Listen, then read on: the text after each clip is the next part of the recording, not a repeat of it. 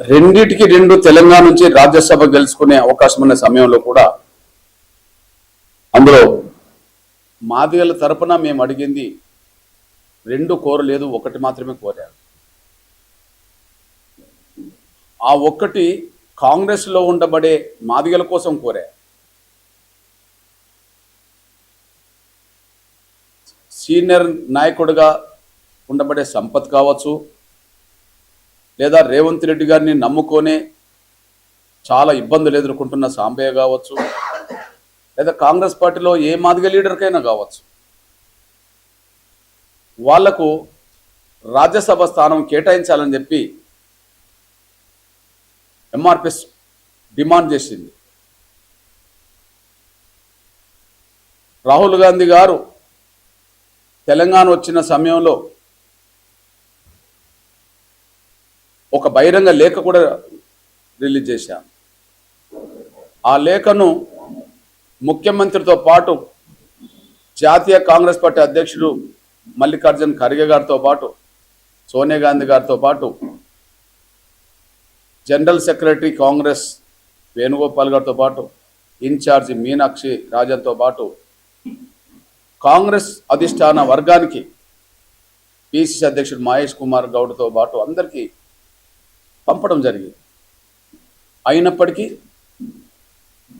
Congress party మొదటి నుంచి ఎట్లయితే మాదిగల్ని చిన్న చూపు చూస్తుందో, రాజ్యసభకు మాదిగలను పంపడంలో కూడా అదే చిన్న చూపు చూసింది. తన సహజత్వాన్ని మాత్రమే చాటుకున్నది. అంటే మాదిగలను చిన్న చూపు చూసే కాంగ్రెస్ సహజత్వం ఏదైతే ఉన్నదో దాన్ని మాత్రమే మరోసారి ప్రదర్శించింది. ముందుగా తెలంగాణలో ప్రస్తుతం జరుగుతున్న రెండు రాజ్యసభకు సంబంధించిన ఎన్నికల్లో ఒకటి మేము కోరుకోవడం న్యాయమా కాదనే విషయం,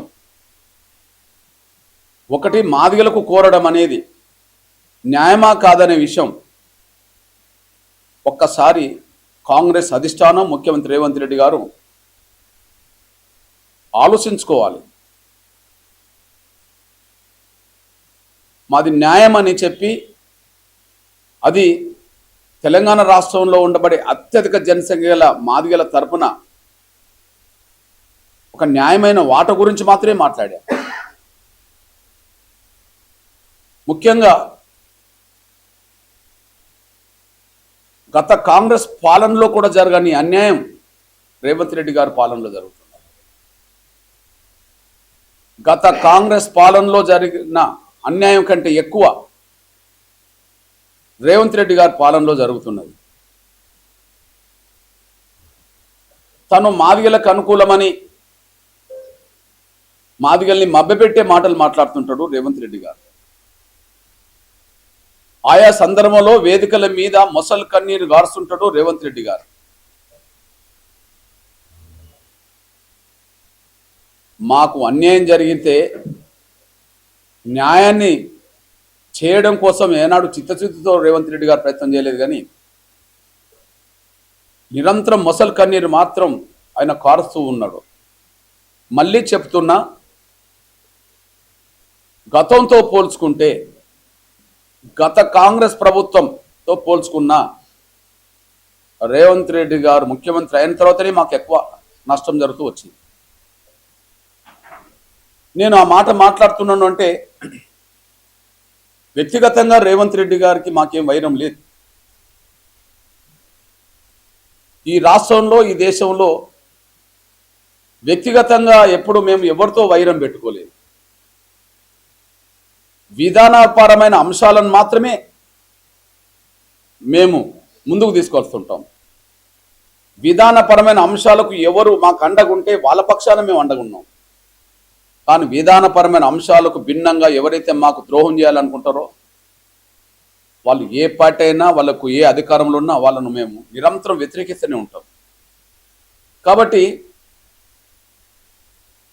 గతంలో ఉండబడే కాంగ్రెస్ ప్రభుత్వంతో పోల్చుకున్న గత ఉమ్మడి ఆంధ్రప్రదేశ్లో చివరి 10 ఏళ్లు నడిపిన ఉమ్మడి ఆంధ్రప్రదేశ్ ప్రభుత్వంతో కాంగ్రెస్ ప్రభుత్వంతో పోల్చుకున్నా రేవంత్ రెడ్డి గారు ముఖ్యమంత్రి అయిన తర్వాతనే మాకు ఎక్కువ అన్యాయం జరుగుతుంది. నేను ఈ మాట మాట్లాడుతున్నానంటే రేవంత్ రెడ్డి గారితో మాకు వ్యక్తిగతమైన వైరం లేదు. ఈ రాష్ట్రంలో ఈ దేశంలో మేము ఎప్పుడు కూడా వ్యక్తిగతమైన వైరం ఎవరితో పెట్టుకోలేదు. విధానపరమైన అంశాలే మమ్మల్ని ప్రభావితం చేస్తుంటది. విధానపరమైన అంశాల చుట్టే మేము తిరుగుతుంటాం తప్ప ఎవరితో వ్యక్తిగతమైన వైరం మేము పెట్టుకోలేదు. అందుకు ముందుగా నేను గత 10 ఏళ్లలో ఉమ్మడి ఆంధ్రప్రదేశ్లో చివరి 10 ఏళ్లలో కాంగ్రెస్ ప్రభుత్వంలో గౌరవ రాజశేఖర్ రెడ్డి గారు ముఖ్యమంత్రి ఉన్న కాలం నుంచి రోషయ్య కిరణ్ కుమార్ రెడ్డి గారి పాలన వరకు ఉమ్మడి ఆంధ్రప్రదేశ్ కాంగ్రెస్ పాలనలో పోల్చుకుంటే రేవంత్ రెడ్డి గారి పాలనలోనే మాకు ఎక్కువ అన్యాయం జరుగుతుంది. అందుకు సాక్ష్యం చెప్తున్నాను. కాంగ్రెస్ ఉమ్మడి ఆంధ్రప్రదేశ్లో పరిపాలిస్తున్న రోజుల్లో ఎన్నికలు జరిగితే డైరెక్ట్గా కాంగ్రెస్ పార్టీ అభ్యర్థిగా సిరిసిల్ల రాజయ్య అని వరంగల్ నుంచి కాంగ్రెస్ పార్టీ అభ్యర్థిగా ప్రకటించింది. ఆయన గెలిచాడు. అంటే లోక్సభలో మాకు ఉమ్మడి ఆంధ్రప్రదేశ్లో మాదిగల తరఫున కాంగ్రెస్ పార్టీ తరఫున అభ్యర్థి ఉన్నాడు. 2 అదే సమయంలో మల్కాజ్గిరి జనరల్ పార్లమెంట్ స్థానం కూడా సర్వే సత్యనారాయణకి ఇచ్చి, అదే సమయంలో నాగర్ కర్నూల్లో నందెల్లే గారికి కూడా సీట్ ఇచ్చింది అనుకుందాం. అప్పుడు నందెల్లే గారు జగన్నాథం గారి మీద ఓడిపోయాడు. నందెల్లే గారు జగన్నాథం గారి మీద మంద జగన్నాథం గారు ఓడిపోతే కాంగ్రెస్ అధిష్టానం మళ్ళీ మాదిగల్ని నందెల్లయ్య గారిని గుర్తించి ఆయన రాజ్యసభలోకి పంపింది.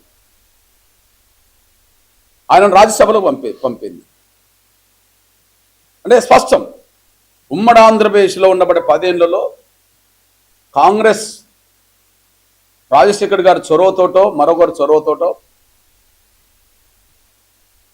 మాదిగలో కొంత మేలు జరిగింది. అక్కడ మా సోదర స్వార్థపరమైన వర్గం కొంత అడ్డంకులు కల్పించినప్పటికీ రాజశేఖర్ రెడ్డి గారు కొంత చొరవ తీసుకొని నందెల్లే గారు ఓడిపోయినా కూడా ఆయనకు రాజ్యసభ ఇప్పించే ప్రయత్నం చేశాడు. దీన్ని బట్టి గత 10 ఏళ్ల గురించి మాట్లాడినా. ఇప్పుడు రేవంత్ రెడ్డి గారు ముఖ్యమంత్రి అయ్యాడు. రేవంత్ రెడ్డి గారు ముఖ్యమంత్రి అయిన తర్వాతనే లోక్సభకి ఎన్నికలు జరిగినాయి.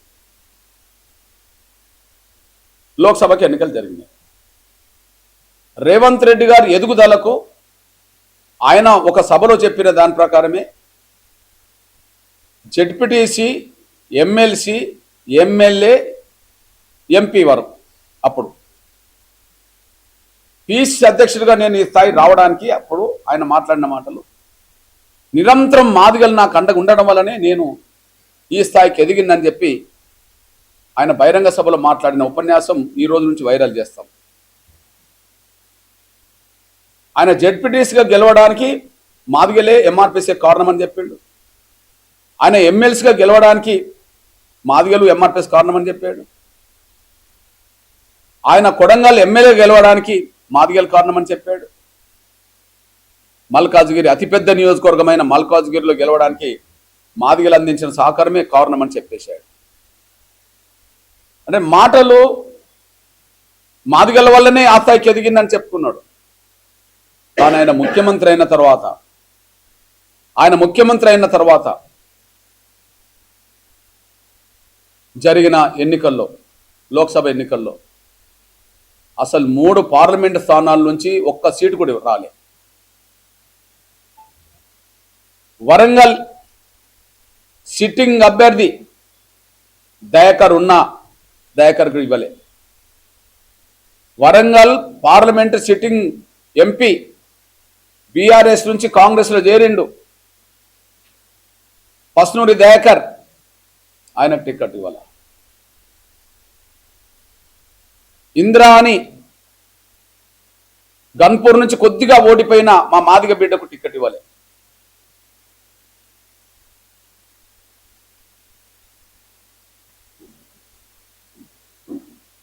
పెద్దపల్లిలో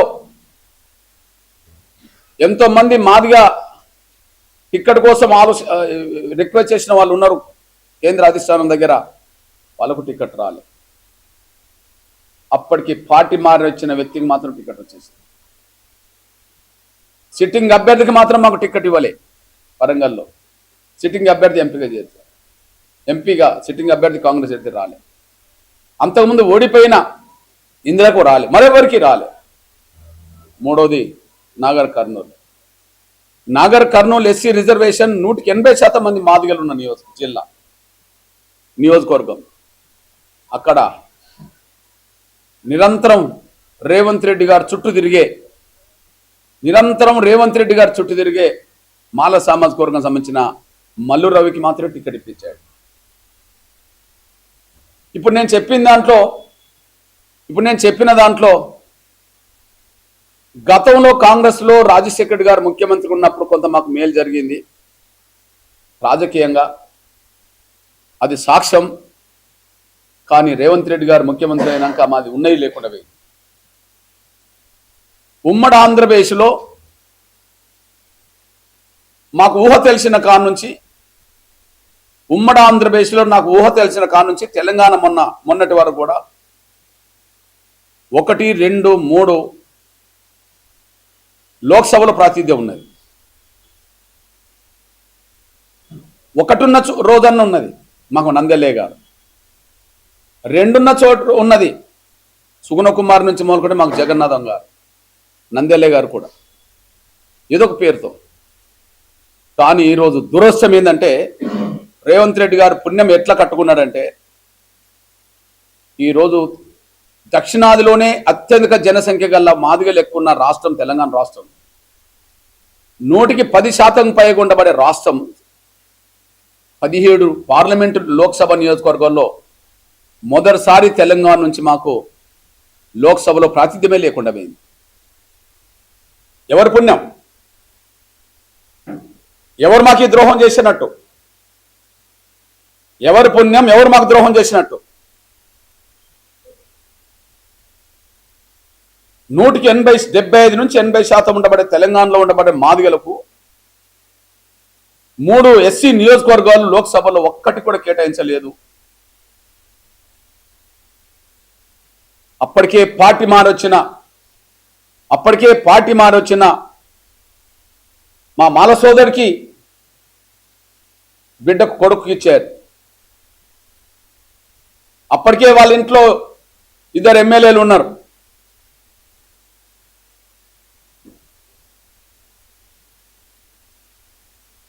బెల్లంపల్లి అండ్ చెన్నూరు నుంచి 2 ఉన్నారు ఆ కుటుంబంలో. ఆ కుటుంబంలో 2 ఎమ్మెల్యేలు ఉన్నా వాళ్ళ కొడుక్కే పెద్దపల్లి ఇచ్చారు. ఆడ మాదిగలు ఎంతో మంది ఎదురు చూశారు, ఇవ్వలే. ఇప్పియడంలో ఆయన పాత్ర ఉన్నది, రేవంత్ రెడ్డి గారి పాత్ర ఉన్నది. సిట్టింగ్ ఎంపీగా కాంగ్రెస్లో చేరితే దయాకర్కు మాదిగ బిడ్డకు రాలే. కానీ అప్పటికే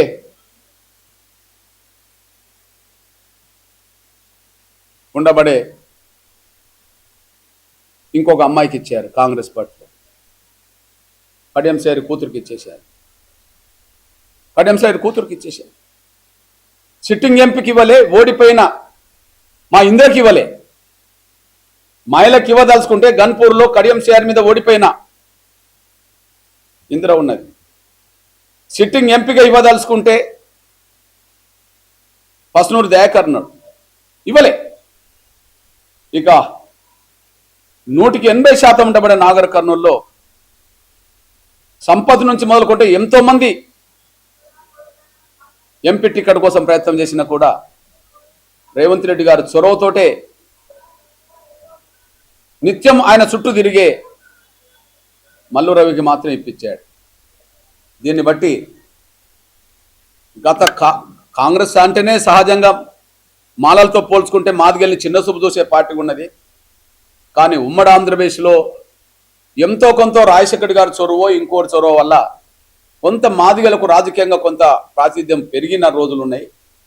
కానీ ఇప్పుడు మాత్రం తెలంగాణ నుంచి అసలు మాదిగలకే ప్రాతినిధ్యం లోక్సభలో లేని రోజు వచ్చింది. ఇది మాకు అవమానం కాదా? దక్షిణాదిలోనే అత్యధిక జనసంఖ్య గల మాదిగలు ఉన్న రాష్ట్రం తెలంగాణ కదా, 110% ఉన్న కులం కదా, 17 నియోజకవర్గాలు లోక్సభలు ఉంటే ఒక్కటి కూడా కాంగ్రెస్ పార్టీ కేటాయించకపోవడం అనేది మాకు కాంగ్రెస్ పార్టీ చేసిన ద్రోహం కదా. అందులో ముఖ్యమంత్రి రేవంత్ రెడ్డి గారి పాత్ర లేదా? వివేక్ కొడుకు ఇప్పియడంలో మీ పాత్ర లేదా? కడియంసారి కూతురుకి ఇవ్వడంలో ఇప్పియడంలో మీ పాత్ర లేదా? మల్లురావుకి ఇప్పియడంలో మీ పాత్ర లేదా? 3 మాదిగలకు ఒక్కటి కూడా ఇవ్వకపోతే మాదిగలకు ద్రోహం చేసిందని చెప్పి నువ్వు అనుకోలేదా? అవును, మా వల్ల మీరు అందలం ఎక్కిండ్రు, కానీ మీ వల్ల మేము అనగదొక్కబడుతున్నాం రాజకీయంగా. మా వల్ల మీరు అందరాలు ఎక్కిండ్రు, మీ నోటి నుండి వచ్చిన సాక్ష్యం. కానీ మీ వల్ల మేము అధోగతి పాలైన రాజకీయంగా తెలంగాణలో విషయం స్పష్టం చేస్తున్నాం కాదని చెప్పమనండి. రెండోది, సోదరులారా,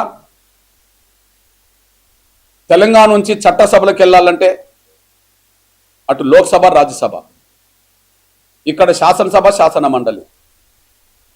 ఇప్పుడు రేవంత్ రెడ్డి గారు ముఖ్యమంత్రి అయినాక శాసన మండలికి సంబంధించిన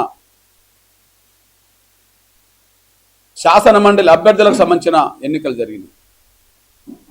ఇప్పటి వరకు కాంగ్రెస్ నుంచి ఒక 6గురిని నామినేట్ చేస్తే, ఇప్పటి వరకు రేవంత్ రెడ్డి గారు ముఖ్యమంత్రి అయినాక ఒక 6గురిని నామినేట్ చేస్తే, అందులో మా దళితుల్లో మా మాల సోదరుడు మా అద్దంకి దయాకర్ వచ్చాడు. నేనేందని కాదనా, ఆయనకు తెలంగాణ ఉద్యమ చరిత్ర ఉన్నది. కేసీఆర్ గవర్నమెంట్ కొంత రాజకీయంగా పోరాటం చేసిన చరిత్ర ఉన్నది. మొన్న ఎన్నికల్లో కాంగ్రెస్ పార్టీ గెలిపించడం చరిత్ర ఉన్నది. మా సోదరుడు నేను కాదన్నా. కానీ ఎస్సీలో మా మాల సోదరులకు ఇచ్చారు, ఎస్టీ మా సోదరులకు ఇచ్చారు, బీసీలకు ఇచ్చారు, ఓసీలకు ఇచ్చారు. కానీ రేవంత్ రెడ్డి గారు ముఖ్యమంత్రి అయినాక శాసన మండలికి 5-6గురిని నామినేట్ చేస్తే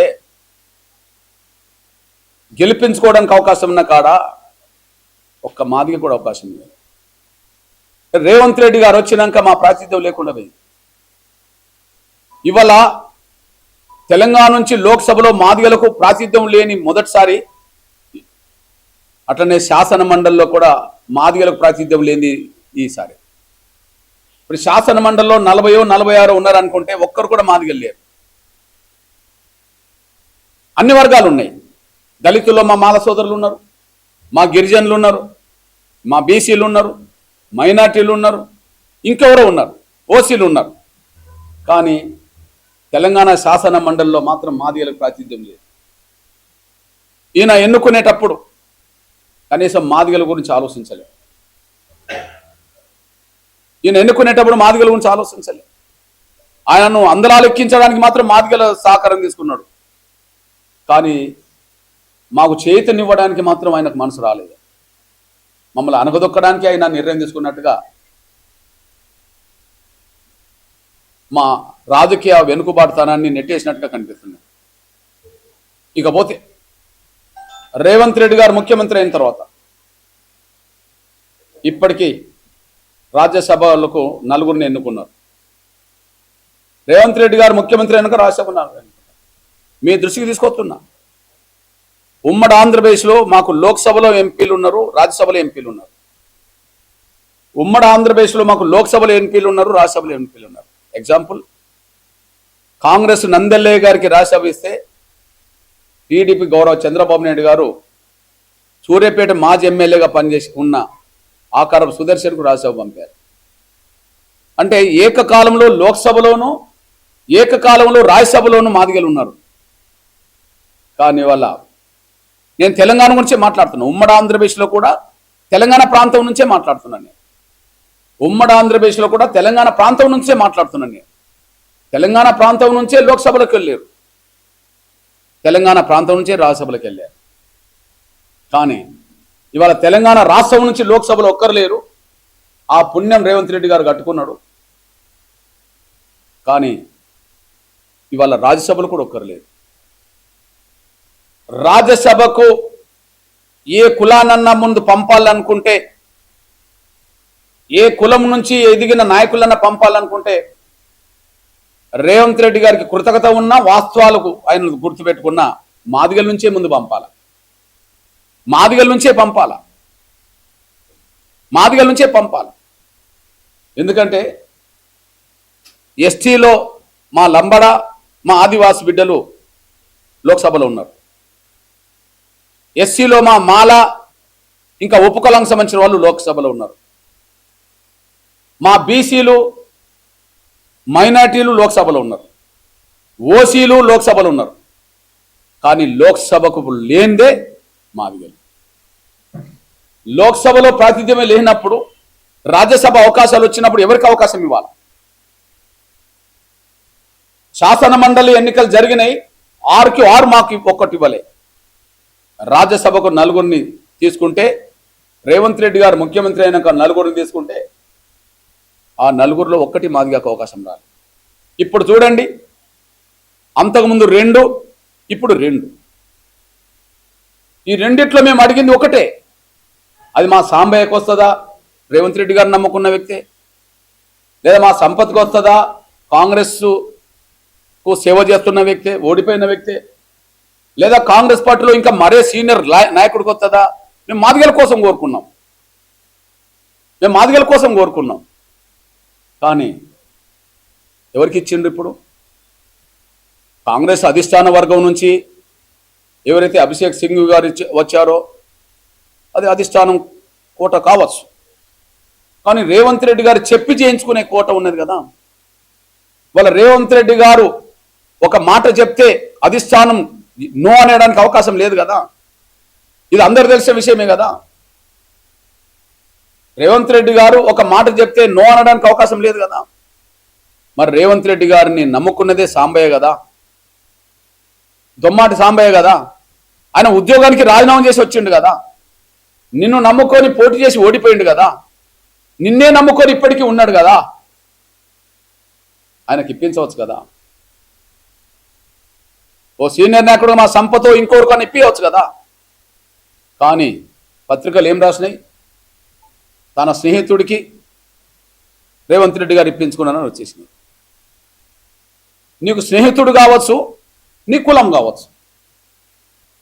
నీ స్నేహితుడు కావచ్చు, నీ కులం కావచ్చు, రెడ్డి కావచ్చు. నీ స్నేహితుడైనా నీ కులం. కానీ నిన్ను నమ్ముకున్నది మాదిగ బిడ్డలు.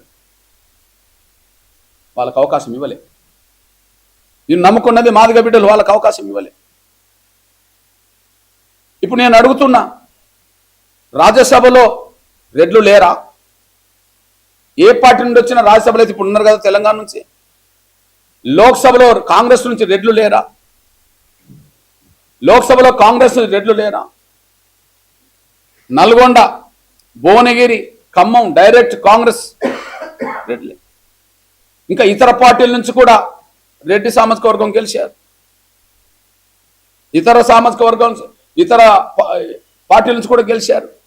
అంటే రెడ్లు ఇతర కులాలతో పోల్చుకుంటే ఎక్కువ మంది లోక్సభలో ఉన్నారు, ఇతర కులాలతో పోల్చుకుంటే రాజ్యసభలో కూడా ఉన్నారు. కానీ లోక్సభలో లేని మాదిగలు రాజ్యసభలో లేని మాదిగలు, లోక్సభలో లేని మాదిగలు రాజ్యసభలో లేని మాదిగలు, శాసన మండలిలో లేని మాదిగలు. ఇదంతా రేవంత్ రెడ్డి గారు ముఖ్యమంత్రి అయినాక జరిగిన నష్టం మాకు రాజకీయంగా. నేను ముందే చెప్పాను, నేను వ్యక్తిగతంగా ఎవరి మీద వైరంతో ఉండేటువంటి కాదు అని. మంచి చేస్తే మంచి అంటాం, చెడు చేస్తే చెడు అంటాం. మాకు మంచి చేసినప్పుడు పలానోళ్ళు మంచి చేసిందని చెప్తాం కదా. రాజశేఖర్ గారిని ఎందుకు గుర్తు చేసుకోవాలా? చంద్రబాబు నాయుడు గారిని ఎందుకు గుర్తు చేసుకోవాలా? రాజశేఖర్ గారిని, చంద్రబాబు నాయుడు గారిని ఎందుకు గుర్తు చేసుకోవాలా? రాజశేఖర్ గారు స్వర్గీయ చనిపోయాడు, ఆయనను గుర్తు చేసుకున్నాం కదా. చంద్రబాబు నాయుడు గారు ఇప్పుడు ఆంధ్రప్రదేశ్కి ముఖ్యమంత్రి, గుర్తు చేసుకున్నాం కదా. అంటే మంచి చేస్తే మేము ఎప్పుడు గుర్తుంచుకుంటాం, మా మనసులో వాళ్ళకి గౌరవం ఉంటుంది. కానీ లోక్సభలో ప్రాతినిధ్యం లేని ఒక మాదిగలకు, శాసన మండలిలో ప్రాతినిధ్యం లేని మాదిగలకు రాజ్యసభ అవకాశాలు వచ్చినప్పుడు కూడా మాదిగలకు మొండి చేయి చూపడం అంటే రేవంత్ రెడ్డి గారు తన స్నేహితుడికి ఇప్పించడాన్ని ఎట్లా చూడాలి? తన కులానికి ఇప్పించుకున్నట్టే కదా. తన కులం వాళ్ళు లోక్సభలో రాజ్యసభలో ఉన్నారు కదా. అంటే నిన్ను నమ్ముకున్న సాంబయ్య లాంటి ఒక మాదిగ బిడ్డకు నువ్వు ద్రోహం చేసినట్టే కదా. ఒక అత్యంత సీనియర్ నాయకుడు అనబడుతున్న మా సంపత్కు లేదా కాంగ్రెస్ నమ్ముకున్న మాదిగ బిడ్డలకు నువ్వు అన్యాయం చేసినట్టే కదా. ఇది నేను ముందు చెప్పదలుచుకున్నది. గతంలో ఉమ్మడి ఆంధ్రప్రదేశ్ కాంగ్రెస్ పాలన కంటే రేవంత్ రెడ్డి గారి పాలనలో రాజకీయంగా మేము అనగదొక్కబడ్డాం. బహుశా శాసన మండలిలో మాకు స్థానం లేకుండా చేసిండు. 5-6 ఎన్నుకొని కూడా ఒకటి ఇవ్వక, లోక్సభలో మాకు స్థానాలు లేకుండా చేసిండు. 3 లోక్సభ స్థానాలు మాకు ఒక్కటి ఇవ్వక, ఎస్సీ రిజర్వేషన్. రాజ్యసభ 4 రేవంత్ రెడ్డి వచ్చినాక ఒకటి కూడా ఇవ్వకుండా ఉంటే బహుశా మిగిలింది శాసనసభ. భవిష్యత్తు రోజుల్లో రేవంత్ రెడ్డి గారి శాసనసభలో కూడా మా సంఖ్య తగ్గిస్తాడేమో, లేదా మాకు ఉన్నది కూడా లేకుండా చేస్తాడేమో ఈ భవిష్యత్తు. మాకు అట్లాంటి అనుమానం రావడానికి కారణం ఏంటంటే ఆయన పరిపాలన విశ్లేషణ చేస్తున్నాను నేను. నంబర్ 1, గత ఉమ్మడి ఆంధ్రప్రదేశ్ కాంగ్రెస్ పాలన కంటే రేవంత్ రెడ్డి గారి పాలన మాకు ఎక్కువ ద్రోహం చేస్తున్నది, నష్టం చేస్తున్నది. ఇది క్లియర్ కట్.